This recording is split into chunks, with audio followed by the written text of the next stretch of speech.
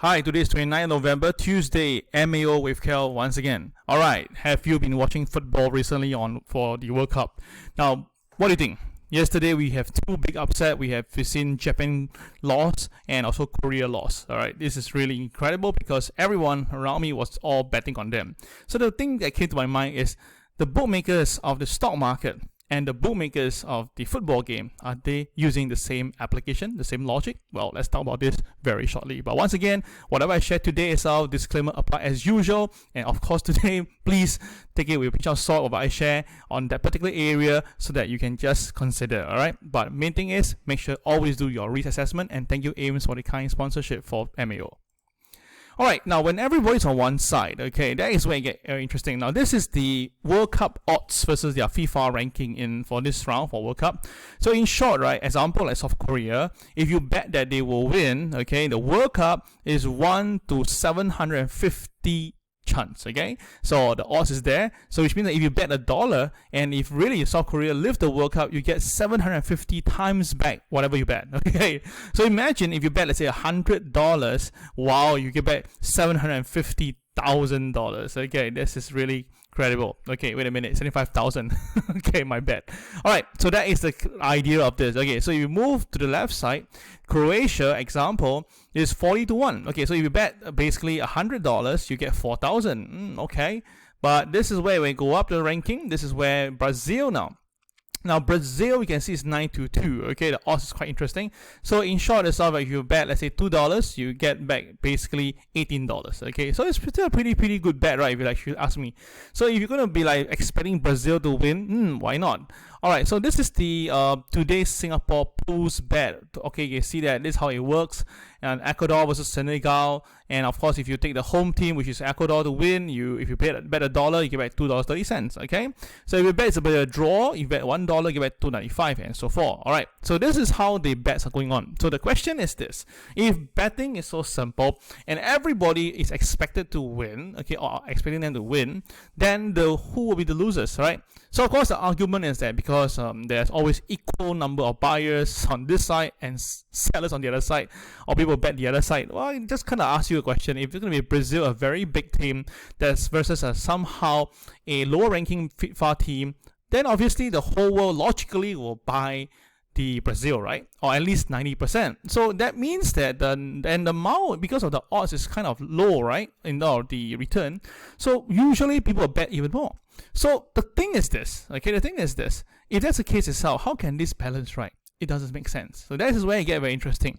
So this is what happened yesterday. My God, it was a big day of upset at World Cup as Morocco shocked Belgium. I mean, to be honest, everyone around me was looking at Belgium to win, but Morocco scored twice. Wow, that's fantastic. And of course, Japan, after beating I think they beat this Germany, right? If I'm not wrong. Okay, so basically everyone was expecting that Japan will easily stroll Costa Rica, but wow, Costa Rica defeated Japan. And of course, South Korea expected to win Ghana, really, not kidding you, were down 2 goals before they equalized, and eventually a drama went to the side of Ghana. So basically, in short, whoever bet yesterday, my God, everything bang down. Alright, so I don't bet, but I just enjoy the game. So the thing is this: why am I bringing this to the stock market? Because yesterday I was doing this video about this, how the particular country people get so upset with the government, and they went on the street, and wow, it was chaos, it was protests, and there was a lot of insightful stuff. Then a friend of mine was telling me, Cal, so you'll be shorting the Chinese market? I say no. He asked me why. I said that if, let's say, the government has such a protest on the street, and definitely everybody is betting that the stock market go down, interestingly, based on my understanding, as long as the market stays above the opening price, the market will go up instead.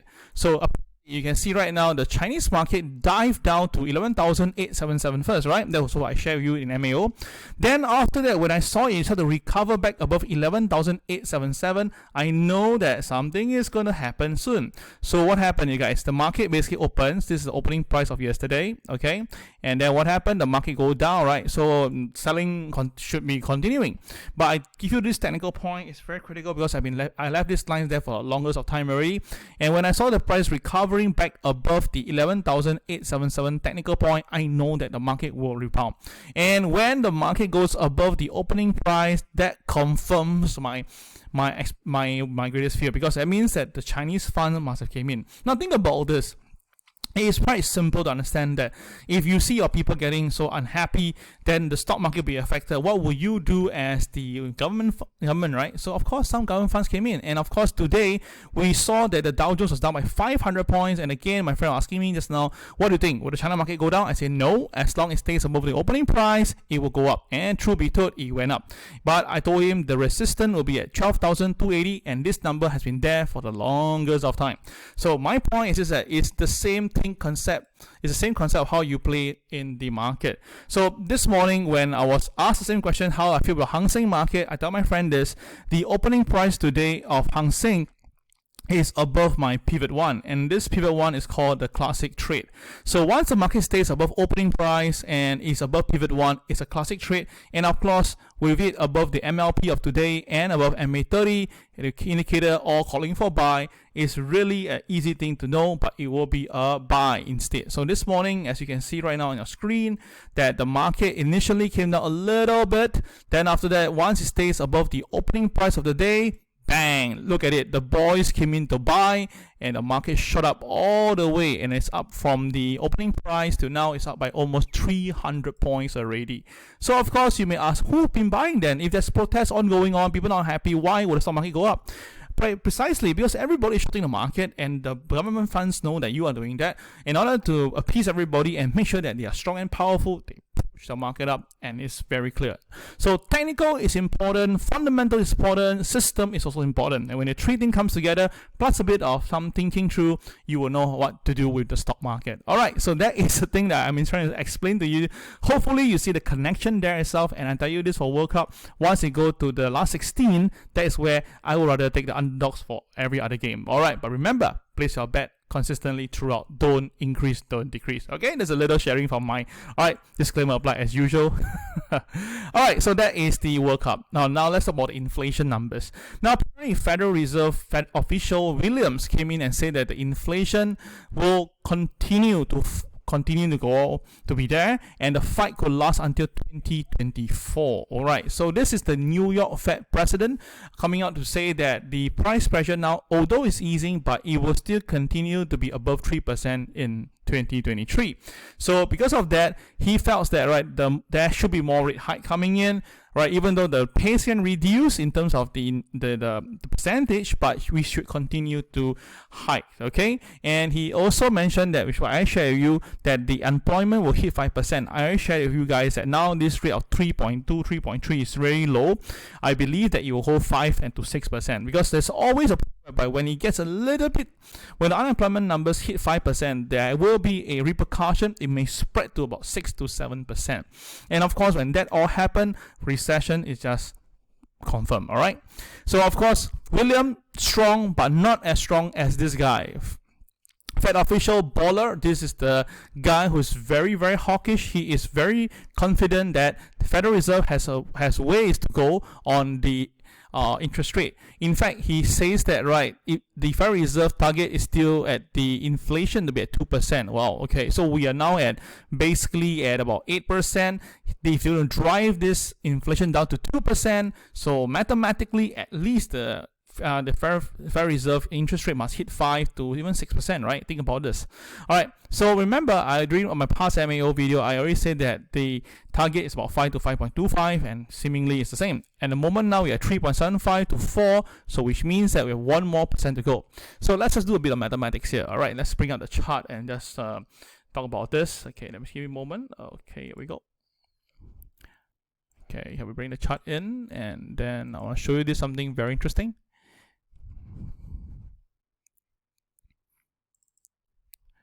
Okay, this is the Dow Jones chart. Okay, so let's just do a bit of a numbering game here. So okay, so let's just do the numbering by. Okay, if this point itself is where the Federal Reserve, the interest rate was at 0%, and then here itself, when it came back down all the way, we are around here. Okay, now it's about 3. The whole market came down, and let's just put the numbers in to make it easier to understand this. So from here we break it down. Okay. The market basically dived about 22% when the interest rate factor went up to about 4%.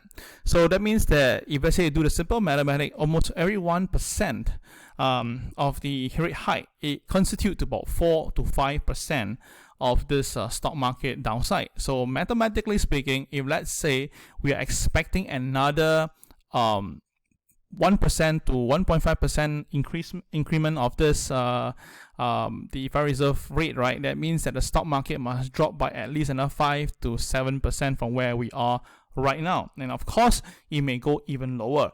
So that's the reason why I felt that with this thing clear and the Federal Reserve is going to meet up very soon. So I feel that, right, you should be very careful. And because at the moment now, right, this pace of tightening is really one of the fastest since 1980s, and we all know that back then itself, the market actually got into a panic mode and the selling was quite bad. Okay, so Bullard is saying that we really need to do that because we don't want to have a repeat of what happened in 1970. And of course, the main driver is that the next Federal Reserve meeting will be on the 13th to 14th of December.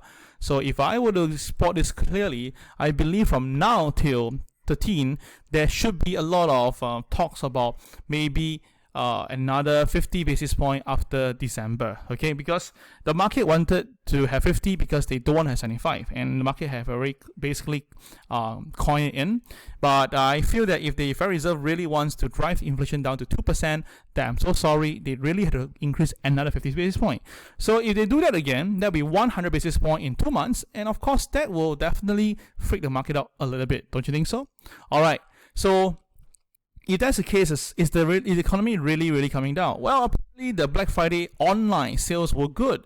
So apparently, based on what we are seeing here, the CNN, CNBC, USA Today, the online sales has surpassed $9.1 billion for a new record. Oh wow, okay. So if that is the case, the economy is still doing well, right? This on one side of it, but that means that there is no sign of the economy coming to a halt, which means that, right, the inflation will still be there. Okay. Now, one of the reasons why there's a new record because a lot of companies actually reduce or give a discount to encourage sales. Okay, because they really want to clear the inventories, and that's why the sales revenue hit new record. But the interesting part of this is that apparently that is all the online sales. The so-called inventories that is around those are not online apparently did not do that well. So this thing comes here is that if let's say the revenue is a new record high, but it's because of the deep discount that the companies are giving, then of course the profit earnings will be affected, right? So this is where it gets very interesting. So if you look at it from the one of the very important stock, which is called Amazon, all right, Amazon share initially went up this morning, all right, but then after that they pull back down all the way and give back all the gains. The volume was pretty good, so let's see from here. Now, if Amazon shares start to recover and go back up to 102, that means that probably that could be a sign that things can get better. But if let's say Amazon share doesn't do that well and continue to slide, then I believe that $85 will be next again. And of course, that means that the whatever happened on Black Friday may not really constitute to the real earnings, because even you have high revenue, but your earnings per product itself is greatly reduced, then your cost is still high. Your cost will eat into your so-called lower profit, and that will constitute to losses. You understand? Because revenue is not net profit. Revenue is the sales and of the numbers. All right. So this is something that you have to be very careful. Okay. All right, so before we go to the technical side, remember on the 3rd of December, we're going to have another preview. It's at 10 a.m. via Zoom, okay? Now, this indicator that I am going to share with you is right. It's basically, it came from a YouTuber, and I like his sharing, and I think that you should actually consider knowing this, okay? And of course, I have realized that I did another chart to actually show the interesting part of how the yield spread itself, right? How does it really, how can you utilize it to have a vision of what may happen to the S&P 500? So all this information will be shared during the preview, and I want you to go for it. All right, so the registration has started. Please sign up from at the bottom of this comment box. Okay, so let's look at the charts for today and see what we have. All right. Now, first thing first, guys, for those who are TWB student, I have a new KFC for the NASDAQ. Now, yesterday was a new KFC point, so which means that the 11,774 is going to be a very important number, 11,774. So as long as the NASDAQ can go back above 11,774, the NASDAQ can go back up again. But if the market stays down, then I'm going to tell you this, I forecast that the NASDAQ may have to come back down all the way to 10,832 level. Okay, so traders, do watch out for this. Okay, all right. Then of course for the Dow Jones, KFC is still here itself at 33,031, but something to take note of is that there is this technical point that I draw, and that's 34,027, and yesterday the market posed back below it. Okay, so I'm going to be clear here. If the market cannot go back to 34,027, then the downside should bring it down all the way back to the KFC point, and that will be 33,031. So from where we are right now to here, it's about 800 points. Okay, so there's a lot, 850 points. There's a lot of money to make if you get it correct. So traders, it is really depending on you. All right.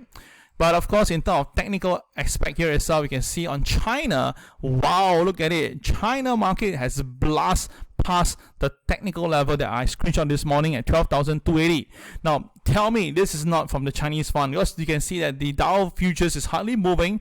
So this is very clear that the Chinese funds came in to ramp it up. Okay, in fact, I was just watching some of the looking at some of the Chinese stocks. Right, I mean, I can understand that if you are pushing up stocks like electronic products, you're pushing like say some this what do you call like this food product and stuff. I mean, you can understand, but the stock that are pushing up itself apparently is including travel, including what they call this recreation. My point is that now the COVID cases in China is so rampant, and they are doing so many restrictions. How can these counters be going up?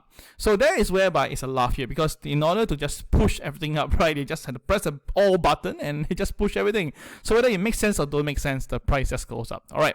So once again, my point is this, guys. Whenever you see such thing in the market, please don't use logical thinking to do it, because it won't work. Okay. So it's the same thing like how you do your betting on World Cup. All right, so let's just look at this right now. This chart is something that I shared yesterday, so I'm going to update you.